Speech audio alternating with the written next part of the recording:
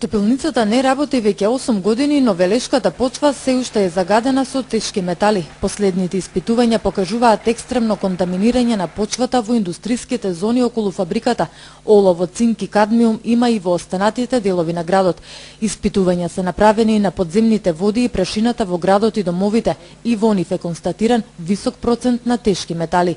Отпадната троска во топилницата нејзиниот состав е со многу висока содржина на цинк, околу 7 до 8%. 1% на олово, значи тоа се многу високи содржини, таа е извор и понатаму на загадување на воздухот пред се, па и воопшто и на почвите, бидејќи таа се диспергира во животната средина, бидејќи е незаштитена, отворена. Наместо да покажува резултати, борбата за здрава животна средина и зелен велес тапка во место. Иако ја знаат вистината за загадувањето, надлежните институции се уште не наоѓаат решение, велат од граѓанскиот сектор. Вистината е дадена на тацна на сите надлежни институции, меѓутоа после 13 годишна лична моја заложба, значи ова е личен став, можам да констатирам дека правдата изостанува тогаш кога вистината треба да послужи во име на таа правда.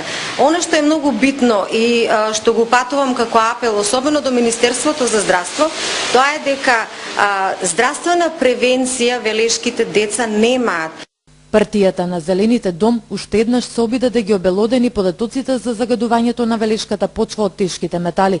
Одлучни се во ставот, топилницата повторно да не се рестартира. Да се вклучиме сите поактивно во однос на што може да се допринесе од ремедијација на почвата до дислокација на фабрики од обемот на топилница кои што го загадувале, да речам, Велес или други општини повеќе години.